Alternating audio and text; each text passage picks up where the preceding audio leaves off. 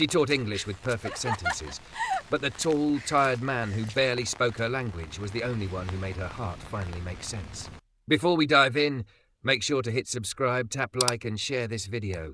The more voices we reach, the louder these stories become. And drop your city in the comments. Let's see where love finds us. Aurora Lane could sell anybody's story, but her own. By day, she wrote glossy taglines and heartfelt about us pages for companies who paid too much for branding and too little for people. By night, she came home to a tiny apartment with peeling paint and a fridge full of takeout boxes, kicking off her heels and letting her body finally breathe. She was the kind of woman strangers stared at twice. Thick thighs in curve-hugging skirts, soft belly under silky blouses, full hips that swayed without apology, lips painted deep wine red, even on bad days. Men noticed, women noticed, but somehow none of them seemed to hear her when she spoke about the things that mattered. That was why she'd volunteered at the Community Language Centre in the first place. Here, words weren't polished.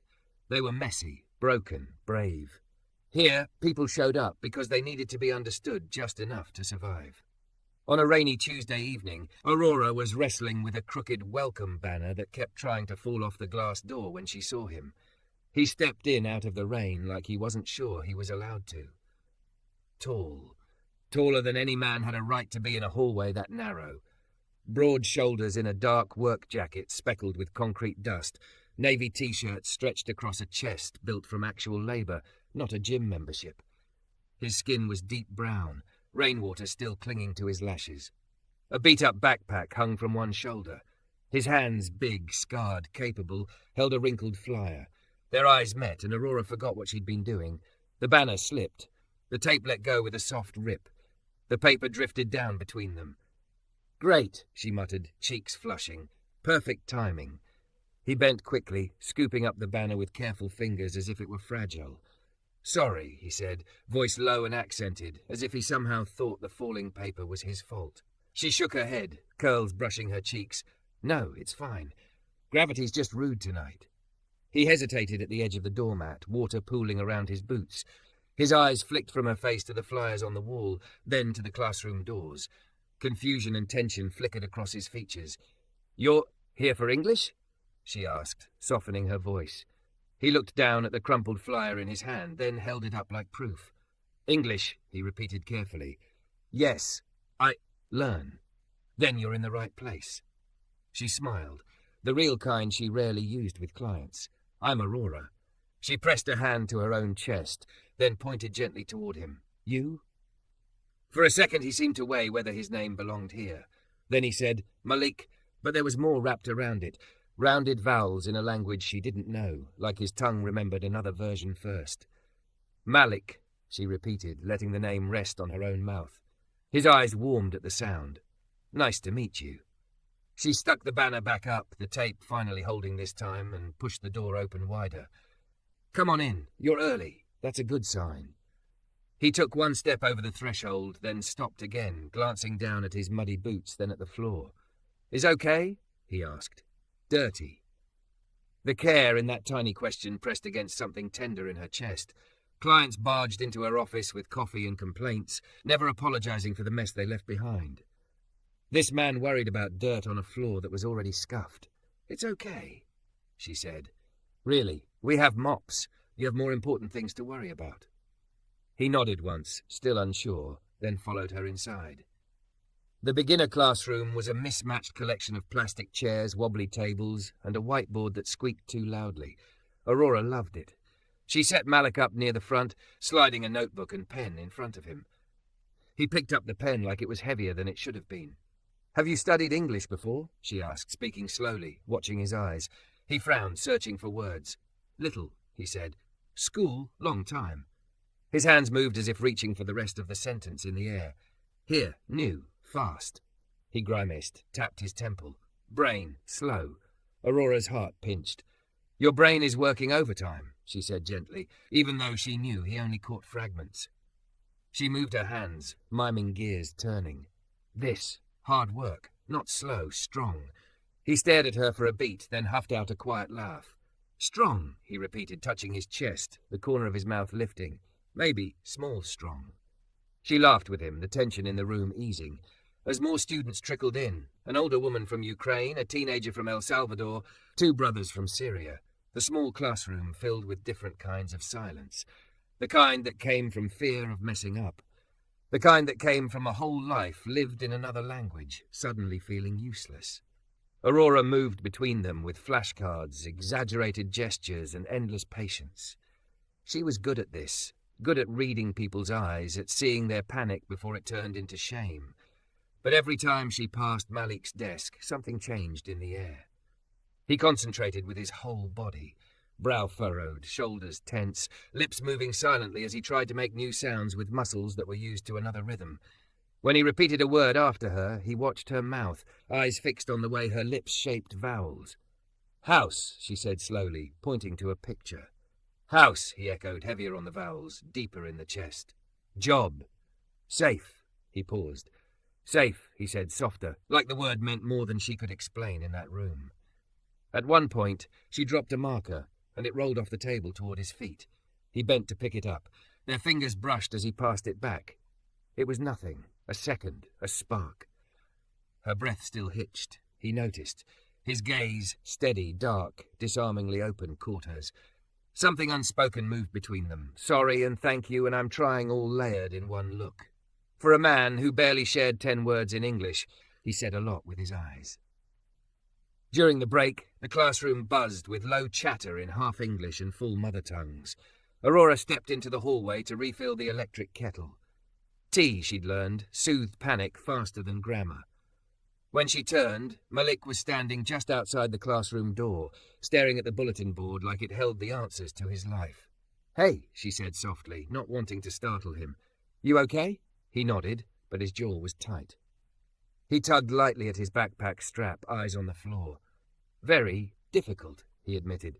"My work only hands." He lifted his palms, rough and scarred. "No talk. Here, only talk. My mouth." He trailed off, shook his head in frustration. She leaned against the wall beside him, close enough to feel his warmth, far enough not to corner him. "Your hands know a language," she said. "Your eyes too." He glanced at her, confused. She pointed gently, first at his hands, then at his chest. "You." Then she tapped her own chest. "Me." Different words. She gestured between them, as if drawing an invisible line that wasn't quite a barrier. "But here?" She touched the center of her chest again, pressing a little harder. "Same." He stared at that small spot where her hand rested, then at her face. Something in him softened, like a coil loosening. "You." He hesitated, then tried again. "You speak. Slow. Not." He snapped his fingers, mimicking people who brushed past him. "You see, me." His voice caught on that last word, the syllable breaking slightly. Aurora swallowed. Her throat felt strangely tight. "I'm trying," she said. Knowing he might not understand the words, she let her voice carry the meaning instead. "You deserve that." He didn't understand all of it, but he understood enough. His hand twitched at his side, like he wanted to say thank you with touch and didn't dare. Instead, he straightened and nodded, shoulders squaring as if bracing himself for another round. "Again," he said. "I try. Again." She smiled, and this time it wasn't for the class or the program or the funding committee. It was just for him. "Okay," she whispered. "We'll try again, together." Their vocabularies barely overlapped. Their accents twisted everything into new shapes. But as they walked back into the noisy little classroom, something wordless settled between them. They spoke different languages, and yet, somehow her heart already understood his. The next week, Aurora caught herself checking the hallway clock more than the lesson plan. He'd started coming regularly now, always in the same navy work pants, the same faded jacket, boots dusted with concrete or plaster. Sometimes his hands still trembled from whatever tool he'd been gripping all day. Sometimes he looked so tired it hurt to look at him. But he always came. That Tuesday, he arrived 10 minutes late, breath clouding in the cold as he hurried through the door. His chest rose and fell fast beneath his t-shirt, cheeks flushed a deeper shade than usual. He stopped just inside, eyes searching for her first, like he needed to know if she was angry. She wasn't. But years of corporate politeness came out of her mouth before she could stop it. "Cutting it close today," she said with a small laugh. "We started a few minutes ago." His face fell. He heard only one word clearly. "Close." He looked back at the door, then at the clock. Then at her again, guilt washing over his features.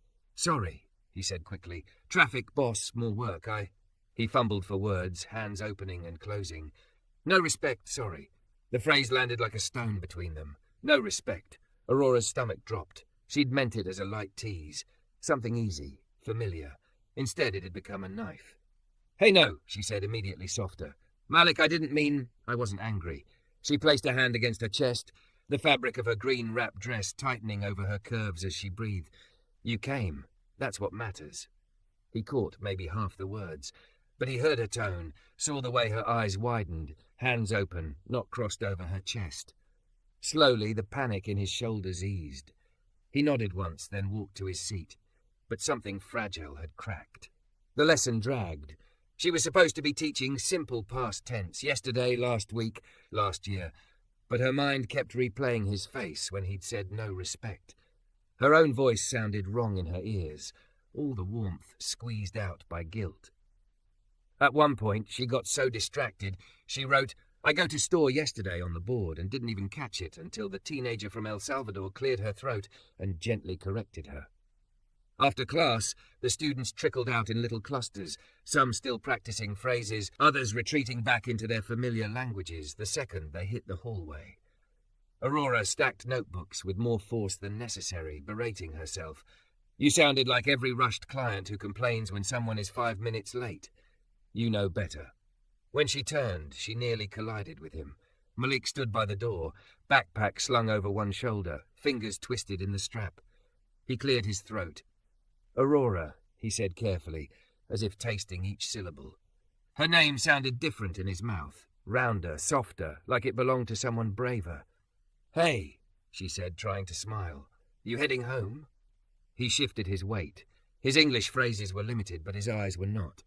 Tonight they held hesitation and something like stubborn hope. He pulled his phone out slowly, unlocking it with his thumb. His fingers moved clumsily over the screen, switching between keyboards. She watched as he opened a translation app, typed in his language first, then turned the screen toward her. The English result blinked up between them. Open quote, "I do not want you to think I don't care. I run here. I come tired, but I come because this is important. Because you make it feel safe." Close quote. Her breath hitched. He watched her face, searching for understanding, for any sign that he'd crossed a line. Aurora felt something warm spread through her chest, slow and steady. She swallowed hard and blinked fast, ignoring the burn at the back of her eyes. She took the phone gently, fingers brushing his. The heat of his skin startled her, not because of the contact, but because of the jolt of recognition that came with it. She knew nothing about his past. But here he was, offering her his pride in the form of clumsy words on a cracked screen. She typed carefully into the app, thumb suddenly clumsy on the keys. Open quote, "I know you care. You are one of the bravest people I know. I am sorry if my words hurt you." Close quote. She handed the phone back, cheeks flushed. He read, lips moving silently, then looked up as the meaning landed. "Brave," he repeated, touching his chest like the word couldn't possibly belong there. She nodded, stepping closer without realizing. The hallway light cast soft shadows over his face, highlighting the tired lines around his eyes, the tiny scar near his jaw. Up close, she could see the calluses on his hands, the tiny nicks and scrapes that told stories he didn't know how to say in English. "Brave," she confirmed. "You work all day. You come here. You fight with words that don't listen." She tapped his temple gently, not touching, but close enough that he could feel the warmth of her hand. "That is brave." He stared at her like he was memorizing every curve of her face, her full cheeks, her wide mouth, the way her curls brushed her collarbone. So many men only saw her body as something to consume. He looked at her like she was new. "Thank you," he said finally, the words heavy but clear. For a few seconds they just stood there, surrounded by posters of irregular verbs and emergency exit signs, holding a quiet that felt like it belonged to them. Days turned into a rhythm. Malik came late sometimes, early others, but always came. Aurora learned the pattern of his steps in the hallway, the shape of his silhouette against the glass door. Outside class, small things began to change. On Thursday she saw him waiting outside the building, watching the sky while the streetlights flickered on. She assumed he was checking his bus schedule. When she went out to toss the recycling, she noticed the older Ukrainian woman from class standing beside him, phone in hand, brows knitted. "Hospital," the woman said, struggling. "My husband. Doctor. Paper." She mimed signing something. Her voice shook. Malik took the phone gently from her, studied the message, then looked up. He didn't have the words either, but he had something else. He pointed toward the corner. "I walk," he said. "With you. Hospital." He mimed walking, then placed a hand over his heart. "Together." The woman's eyes glossed with relief. "Together," she repeated, nodding. Aurora watched them go, his tall frame adjusting his pace to match her shorter steps, his hand hovering near her elbow without ever grabbing, guiding without pushing. They spoke in fragments, in gestures, in pauses that somehow carried comfort. For the first time that day, Aurora's throat tightened for something other than frustration. He came back an hour later, hoodie zipped all the way up, expression tired but calm. "You okay?" she asked. He nodded. "Doctor?" "Good," he said. "Old man?" "Okay." He mimed breathing in and out, shoulders rising and falling. "She?" He searched for the word, then pressed his hand flat over his heart. "Less heavy." Aurora swallowed the lump in her throat. "You did that," she said. "You made it less heavy." He shrugged, eyes dropping. "Small thing." "No," she said, more sharply than she meant to. "It's not small." He looked up quickly, startled. Then something like gratitude flickered across his face. One rainy night, only half the class showed up. Storms did that, washed away courage along with bus routes. The wind rattled the windows, and the lights flickered once. "Maybe we should end early," Aurora said after the second flicker. The students agreed quickly. One by one they slipped out into the storm, hoods up, umbrellas blooming like dark flowers. Malik lingered, watching the rain pelt the glass. "You have car?" he asked suddenly. Aurora laughed. "I have student loans." She shook her head. "No car." He frowned at the downpour. "Bus bad in rain," he said. "You home far?" 20 minutes walk, she answered. "It's fine. I've got an umbrella and a very stubborn attitude." He didn't understand the last phrase, but he caught the first part. "Walk," he repeated, disapproving. "In this?" He gestured to her dress, to the way the wrap clung to her curves. Cold. Her cheeks warmed. The concern in his voice was almost as startling as the way his eyes moved over her. Not hungry, not mocking, just worried. Like she was something worth protecting. "I'll be okay," she insisted, smoothing her skirt over her hips out of habit. "It's just water." He hesitated, then made a decision. He unzipped his jacket and shrugged it off, revealing the damp T-shirt beneath. His muscles flexed with the motion, but there was nothing showy about it. He held the jacket out to her. "Here," he said simply. She stared at it, then at him. "What about you?" He rolled his shoulders. "I used to worse," he said. "You, not." Her heart did that strange stuttering thing again. "Malik, I can't." He stepped closer, gently draping the jacket over her shoulders before she could finish. It was still warm from his body, smelling faintly of laundry soap, dust, and something uniquely him. The fabric was too big, swallowing her soft curves, knotting awkwardly over her chest. He didn't look away. He just adjusted it carefully, fingers brushing her collarbone for the briefest moment, then retreating as if burned. "Safe," he said quietly. "Warm." His eyes searched hers, asking a question he didn't have the words for. Something inside her gave way. She nodded, voice barely above the whisper of rain. "Thank you." They stepped out into the storm together. The umbrella was small, too small, really. They walked closer than strangers usually did, his arm occasionally bumping her shoulder, her hip brushing his side. Rain hit their boots and the streetlights turned everything gold. They didn't talk much. He didn't have the words. She suddenly didn't trust hers. When they reached her building, she turned to him, water dripping from her curls. "This is me," she said. "Home." He followed her gaze up the old brick and peeling paint, then back down to her face. "Good home?" he asked. She thought of the empty fridge, the quiet rooms, the ornate mirror that had belonged to her grandmother, propped on a dresser she'd built herself. "It's mine," she said. "That makes it good enough most days." He nodded, understanding more than she'd expected. "Mine too," he said. "Small room, 3 men, 1 kitchen." He smiled wryly. "But mine." They stood in front of her door, neither quite ready to end the conversation they weren't really having. "Aurora," he said then, her name gentler than the rain. He pulled his phone out again, thumbs hovering over the translation app, then stopping. Instead, he met her eyes directly. "Thank you," he said slowly. For hear me, not only words. He tapped his chest. Here. Her breath caught. The storm faded to background noise. You hear me too, she replied, even when I don't say it right. They spoke different languages. Their sentences were clumsy, broken, incomplete. But in that doorway, with rain pooling at their feet and his jacket around her shoulders, their hearts slipped a little closer into the same rhythm, finding meaning in the spaces between words. Weeks blurred into a soft, steady routine. By day, Aurora still wrote sentimental copy for tech bros who called her Magic, but never learned how to spell her last name. By night, she walked into the language center and felt her shoulders drop, like she was stepping into a world where trying mattered more than polish. Malik's English got better. Not smooth, not effortless, but better. He started answering questions without being called on. Started adding little jokes that made the others laugh once they figured them out. His T-ache still came out as D most of the time, but his confidence filled the small room. And Aurora quietly started learning his language. At first, it was just to understand the notes scribbled on the back of his worksheets, the fragments of poems he wrote when she asked them to practice sentences. Then it was the way his face lit up when she repeated one of his words back to him, clumsy but sincere. Late at night, wrapped in a robe curved soft and unhidden, she lay on her couch with her phone, whispering syllables into the dark. Good morning. Are you tired? You are safe. She knew she'd mangle them at first, but she kept trying. For once she wasn't learning a language for a client or a campaign. She was learning it for one person. For him.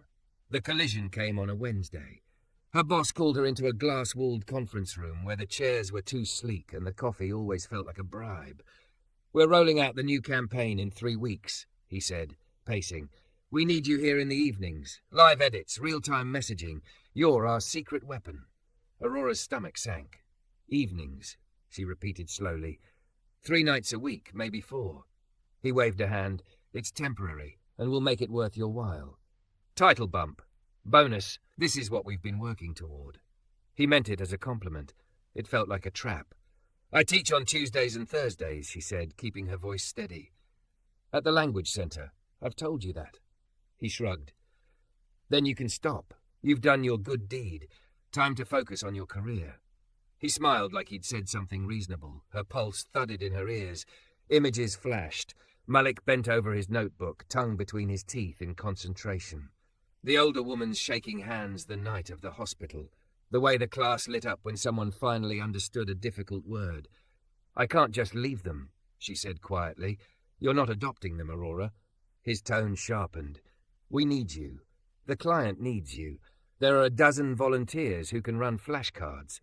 There's only one you. The words hit their mark, because he was right and he was wrong all at once. She walked out of the meeting with a promotion, a slightly bigger salary, and a knot in her chest that felt suspiciously like grief. That night she stood in front of her class, fingers tight around the whiteboard marker. Her voice wobbled only once when she said, "Next month, I might not be here." The room shifted. Some students didn't understand and kept copying vocabulary. Others froze, eyes wide, pens hovering over paper. Malik stared at her like she'd just said the word goodbye and slammed the door. She tried to soften it, stumbling through explanations with gestures and the simplest phrases she could find. My job needs me. More hours. I try. To stay. I don't know. I am sorry. His jaw clenched. He looked down at his hands, then closed his notebook without finishing the exercise. He didn't wait after class that night. He slipped out with the others, hands deep in his pockets, shoulders hunched high. Aurora watched him go, her own hands empty and useless at her sides. The days after felt wrong. The city buzzed and beeped and buzzed around her, but everything sounded muffled. Her clients' emails seemed fussier, their urgent requests more hollow. At the next class, Malik's chair stayed empty. Maybe work, she told herself. Maybe he's just busy. She taught anyway. She circled verbs and smiled until her cheeks hurt, but every time she turned toward the front row, her gaze snagged on the empty space where he usually sat. The following week, his chair stayed empty again. At home, she opened their translation app history like it was an old photo album. Messages back and forth. Open quote. You are brave. I feel small, but I try. Small things are big sometimes. Close quote. Her thumb hovered over the keyboard. She had no number to reach him, no last name to search. The centre respected privacy. All she had was the echo of his careful voice saying, "You make it feel safe." Her promotion email pinged into her inbox that night. She stared at the subject line, "Congratulations," until the letters blurred. She closed her laptop without answering. On what might have been her last teaching night, the sky cracked open in another storm. Thunder rolled like an argument she couldn't win. Rain hammered the window so hard the posters on the walls shivered. Half the class cancelled. She almost did too. But something stubborn, some shared, quiet language of showing up even when it hurt, dragged her there anyway. She set out notebooks, straightened chairs that didn't need it, pretended the tremble in her hands came from the cold. 10 minutes before class, the door flew open so hard the bell above it clanged. Malik stood there, drenched. His hoodie clung to him, darkened with rain. Water ran down his face, dripping from his lashes and the curve of his jaw. His chest heaved like he'd been running. One hand pressed hard against the doorframe. For a heartbeat, they just stared at each other. "You're here," she said, breathless. He swallowed, blinking water away. "Bus late," he panted. "And then I walk." He glanced down at his soaked clothes, then back at her, sheepish and determined all at once. "I don't want last time to be." He groped for a word, hands opening helplessly. "Empty," she supplied, throat tight. "Empty," he repeated, nodding. She grabbed a stack of paper towels and crossed the room, pressing them into his hands. Up close she could see the fine tremor in his fingers, the way his muscles quivered with leftover adrenaline. "You're soaked," she murmured, dabbing at his sleeve before catching herself and pulling back. "I thought maybe you weren't coming anymore." He glanced away, shame flickering across his face. "I was angry," he admitted slowly. "Not at you, at life." He rolled his eyes at the ceiling like he was scolding the whole universe. "Always when I try something good, someone say, 'No, you must go here, not there.'" She flinched. The phrase sounded uncomfortably like her boss's voice. "I think." He pressed his hand to his chest, searching for the right shape. "You go up." He lifted his other hand high, miming a job climbing. "I stay here." He kept the first hand low. His eyes met hers, raw. "I don't want to be problem." The word problem landed like a slap. She shook her head hard. "You are not a problem," she said fiercely. "Not to me." He looked at her like he almost believed her.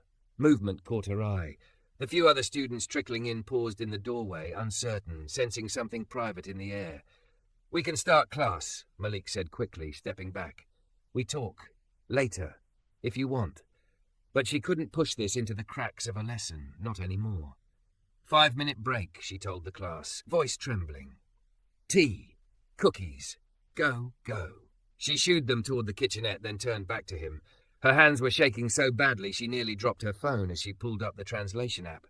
This time, she didn't type English first. She typed in his language. She'd practiced the sentence for 3 nights. Her stomach flipped as she hit translate anyway, just to check. The English came up in a slightly crooked line. Open quote, "I also feel torn. But I do not want to leave our world. I want you in my life, with words or without." Close quote. Her heart hammered as she turned the screen to him. He read slowly, lips moving. Halfway through, his breath hitched. His dark eyes snapped up to hers, storm bright and stunned. "You," he touched the screen with a shaking finger. "You write this in my language?" She nodded, cheeks hot. "I'm still bad at it," she said, knowing he wouldn't catch everything. "But I'm trying for you." He swallowed so hard she could see his throat move. His voice came out rough. "No one here tries with my words," he whispered. "They say English only, like my tongue is wrong." He blinked fast, lashes spiked with rain. "You learn my home words." He pressed his palm flat over his heart, fingers splayed, as if holding something in place. "My mother used to say them like this," he murmured in his language, softer, more melodic. Aurora didn't catch all of it, but she heard the ache. He fumbled with his phone, hands unsteady, opened the app, then stopped. His shoulders squared. He looked at her without the screen between them. "I don't want only class," he said haltingly. "I come for English, yes. For work, for papers." His hand fluttered through the air, dismissing the bureaucratic mess of his life. Then his gaze locked on hers. "But I also come for you." Her breath stalled. "You make noise in my head." He tapped his temple, wincing. "Quiet." Then he tapped his chest. "You make here, less alone, even when we say wrong words. He closed his eyes for a second, drew in a long breath as if pulling courage from somewhere deep. I think. He opened them again. They shone, unguarded. I love you, Aurora. The words were imperfect, the grammar a little off, but nothing had ever sounded more true. Her vision blurred. In another life, she might have answered with a speech, something beautifully crafted. In this one, the only thing that mattered was that he understood her. She stepped closer until the damp heat of his body warmed the chill of her skin. She took his hand, big, rough, trembling, and placed it flat over her heart, pressing her own palm over his. My language is messy, she whispered, in every country. She took a breath, then spoke the phrase she'd memorized, the one she'd whispered into the dark, syllable by careful syllable in his tongue. It wasn't perfect.